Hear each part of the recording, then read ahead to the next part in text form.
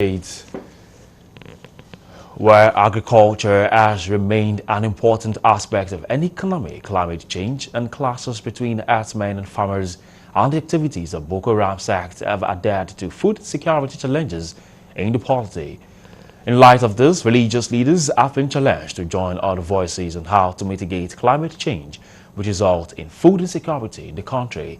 A climate change expert, Professor Farouk Abdusalam, made this known during a training organized by Interfaith Dialogue for Peace in Port Harcourt, noting that the country is facing food insecurity due to conflict between herdsmen and bandits, among others.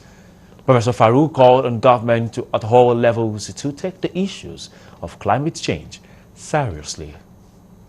Already the country is facing the issue of food security because of the incessant conflict that are going on, and the conflict between farmers and herders and the banditry up in the north.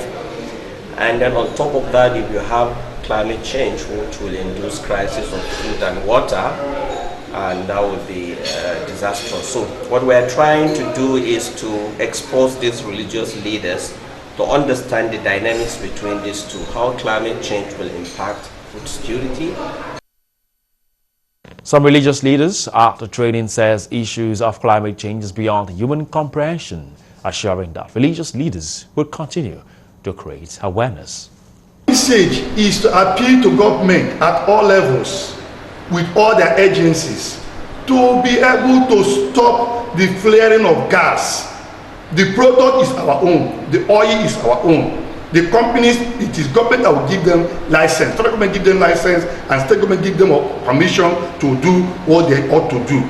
The state government can give an ultimatum to say, between now to now, if you do not stop the flaring of gas, we close down your company. A lot can be done, but to start with,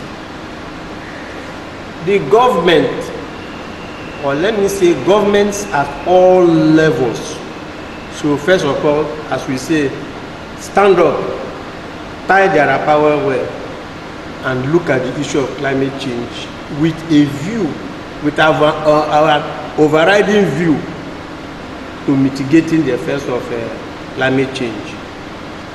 If that is not done, whatever discussion or anything action you take will come to nothing.